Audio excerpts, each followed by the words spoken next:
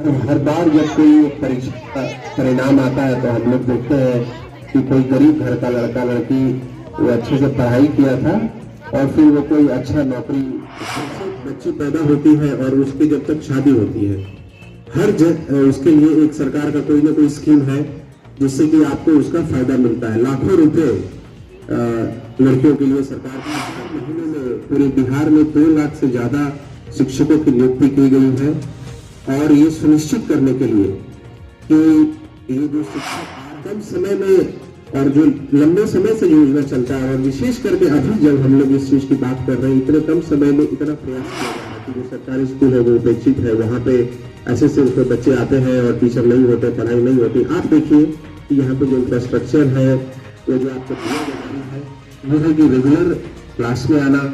जो माँ बाप है बच्चों के, उनकी जिम्मेदारी है कि देख लेना कि बच्चे लगातार, आपके जो बच्चे हैं स्कूल में, प्रखंड शिक्षा अधिकारी, स्कूल के प्रधानाध्यापक, उपस्थित सभी शिक्षकगण एवं मेरे प्यारे बच्चों, आप सभी को मालूम है कि शिक्षा का हमारे जीवन में क्या महत्व है। यहाँ पर हम लोग हर बार जब कोई परीक्षा का परिणाम आता है तो हम लोग देखते हैं कि कोई गरीब घर का लड़का लड़की वो अच्छे से पढ़ाई किया था और फिर वो कोई अच्छा नौकरी उसको प्राप्त हो गया, कोई अच्छे कॉलेज में एडमिशन ले लिया, कोई IIT चला गया, कोई IAS बन गया, कोई प्रोफेसर बन गया, कोई वैज्ञानिक बन गया। ये एक ऐसा चीज है कि जिसको हासिल करके उस कोई मायने नहीं रखता है कि आप कहाँ से आए हैं, आपके माँ बाप क्या करते हैं, लेकिन आप लोग उस ऊंचाई पर पहुंच सकते हैं। अपना जीवन अपने घर वालों का, अपने का और अपने देश का, सबके विकास में आप लोग बहुत एक बड़ा योगदान करते हैं। और आप लोग यहाँ जितने भी शिक्षक योगदान करते हैं और आप लोग यहाँ जितने भी शिक्षक देख रहे हैं, हमारे जितने भी पदाधिकारी हैं, मैं खुद, हम लोग बहुत साधारण घरों से आए हैं, लेकिन क्योंकि हम लोग को अच्छा शिक्षा मिला तो हम लोग अपने जीवन में कुछ न कुछ करने के लिए सफल हुए हैं। और यही प्रयास है बिहार सरकार का कि बिहार सरकार की जितने स्कूल्स हैं, सरकारी जो विद्यालय बिहार सरकार के द्वारा संचालित की जाती है, उसमें अच्छे से अच्छी शिक्षा बच्चों को दी जाए कि वे बड़े होकर समाज के लिए, देश के लिए, अपने परिवार के लिए एक अच्छा काम करें, उनका नाम रोशन करें और उनको आगे बढ़ने में, हमारे समाज की तरक्की में, प्रगति में वो लोग अपना योगदान करें। आप लोग को मालूम है कि हमारे देश में जो बैठ जाइए जो 35% जो 65% जो आबादी है वो 35 साल से कम उम्र के लोग हैं, सब नौजवान लोग हैं। आप आसपास देखिएगा, आपको ज्यादातर लोग नौजवान लोग मिलेंगे। ये पूरे भारत की कहानी है और उस पूरे देश में सबसे ज्यादा नौजवान लोग हमारे राज्य बिहार में है। जो हम लोग की परसेंटेज है, बिहार, यूपी, इन राज्यों में जो नौजवान बच्चों के, उनकी संख्या सबसे ज्यादा है। इससे एक बहुत बड़ा फायदा होता है क्योंकि ये वो लोग हैं जो शिक्षा प्राप्त करके, कुछ हुनर प्राप्त करके आगे कुछ काम करते हैं, कुछ रोजगार करते हैं, कुछ अपना व्यापार सेटअप करते हैं, जिससे कि राज्य और देश आगे बढ़ती है। यही एक आगे बढ़ने का तरीका है। इसको हम लोग इंग्लिश में डेमोग्राफिक डिविडेंड कहते हैं कि जितना आपका जनसंख्या, जितना उसका औसत उम्र कम होगा, उतना उस समाज को फायदा होता है। लेकिन ये फायदा ऐसा नहीं है कि अपने आप आ जाता है। इसके लिए जो आप लोग हैं, जो नौजवान लोग हैं, उनको हमको पढ़ाना पड़ेगा। तरह तरह का जो उनको स्किल्स है, जो हुनर है, उनको देना होगा ताकि वो लोग एक प्रोडक्टिव नागरिक, जो समाज में योगदान कर सके, जो राज्य के लिए योगदान कर सके, वैसे नागरिक वो बन पाए। तो बिहार सरकार इस चीज को पहचाना है और लगातार, आपको मालूम है कि माननीय मुख्यमंत्री जी के नेतृत्व में बिहार सरकार जो है लगातार शिक्षा के क्षेत्र में वो कोशिश कर रहे हैं कि बच्चों को ज्यादा से ज्यादा गुणवत्तापूर्वक शिक्षा मिले ताकि वो आगे बढ़े। ये जो बहुत पहले एक योजना चालू की गई थी, वो मुख्यमंत्री साइकिल योजना है, आप सभी को मालूम है, अब तो बहुत पुराना हो गया, कि सब लड़कियों को साइकिल दिया जाता है कि ताकि वो उनके थोड़ा, हालांकि हर पंचायत में स्कूल है, हाई स्कूल है, फिर भी थोड़ी दूरी होती है तो उनको आने जाने में कोई कठिनाई नहीं हो। और इतना सफल योजना हुआ कि अभी हम लोग जहाँ भी जाते हैं, हम लोग रास्ते में देखते हैं कि लड़कियां साइकिल चला के स्कूल में जा रही हैं। और वो बस एक शुरुआत भर का था। उसके बाद आपको मालूम है कितनी योजनाएं और कितने स्कॉलरशिप्स आपको दिए जाते हैं। मुख्यमंत्री कन्या उत्थान योजना, जो लड़की जब से बच्ची पैदा होती है और उसकी जब तक शादी होती है, उसके लिए एक सरकार का कोई ना कोई स्कीम है जिससे कि आपको उसका फायदा मिलता है। लाखों रुपए लड़कियों के लिए सरकार खर्च करती है इस दौरान, ताकि वो एक अच्छे पढ़ाई लिखाई हासिल करके एक अच्छा जीवन और वो हासिल कर सके। इसी प्रकार मुख्यमंत्री कन्या उत्थान योजना है, बालिका स्नातक प्रोत्साहन योजना है, प्री मैट्रिक स्कॉलरशिप है, पोस्ट मैट्रिक स्कॉलरशिप है।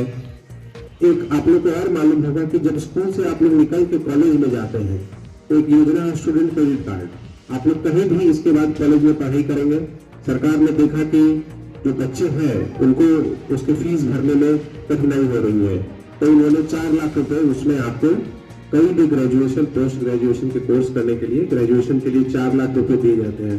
तो आप लोग जो भी क्लास 12 में पढ़ रहे हैं, उसके बाद आपको BCA करना है, BBA करना है, जो भी आपको कोर्स करना है, इंजीनियरिंग करना है, डिप्लोमा करना है, उसके लिए सरकार जो आपका ट्यूशन का खर्च है और बाकी पढ़ाई का खर्च है, उसके लिए 4 लाख रुपए मिलता है। ये आप लोग को मालूम होगा।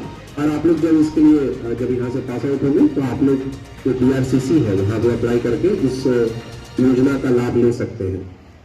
स्कूलों में शिक्षक की कमी थी, ये हम सब लोगों को मालूम है, और लगातार ये आते रहता था कि जो अनुपात है स्टूडेंट टीचर रेशियो वो है, वो जो अनुपात के हिसाब से नहीं हो पाता है।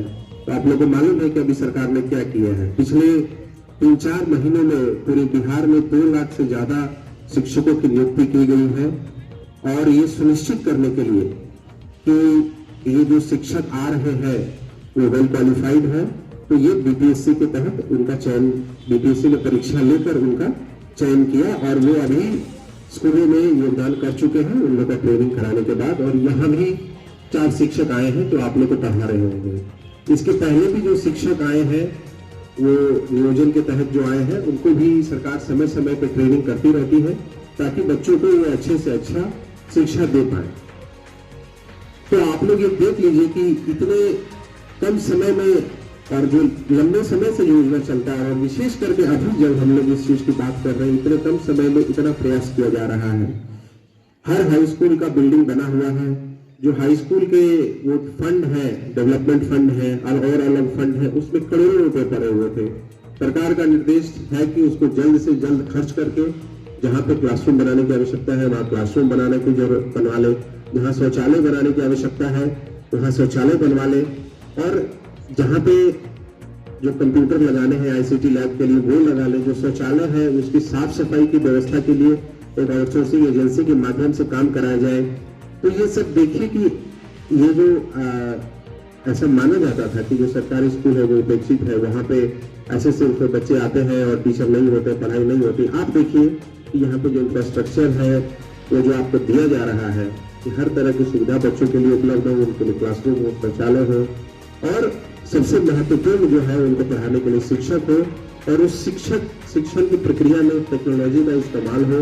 इसके लिए ICT लैब है, स्मार्ट क्लासरूम है, और ऐसा हो सकता है कि यहाँ पे जो चीजें हैं हो सकता है जैसा सरकार चाह रही हो वैसा हो सकता है फंक्शनल नहीं भी हुआ हो, वो भी कुछ कमियां हो सकती है।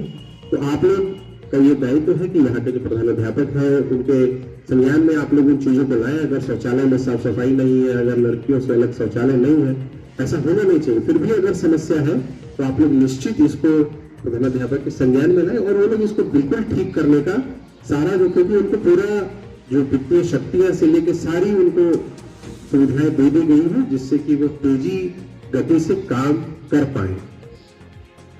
तो मेरा आप लोगों से यही निवेदन है कि आप लोग जो विशेष करके लड़कियां हैं और लड़के भी हैं, आप लोगों के लिए जो भी सुविधाएं सरकार के द्वारा दी जा रही है, जो भी योजनाएं शिक्षा से संबंधित है, पुस्तकालय से लेके ICT लैब से लेके, उसके बाद जो मिशन दक्ष जो होता है, उसके बाद जो छोटे बच्चों को जो लोग पीछे छूट गए उनको पढ़ाने का जो स्पेशल प्रोग्राम, जो लोग रह जाते हैं परीक्षा के पहले, तो नयन बिहार के तहत कुछ क्रैश कोर्सेज चलते हैं जिसको आप ऑनलाइन स्मार्ट क्लासरूम में जाकर देख सकते हैं, और फेसबुक लाइव पे भी वो चलता है। तो अगर आपके पास स्मार्टफोन है आप उसमें स्मार्टफोन में भी उसको एक्सेस कर सकते हैं।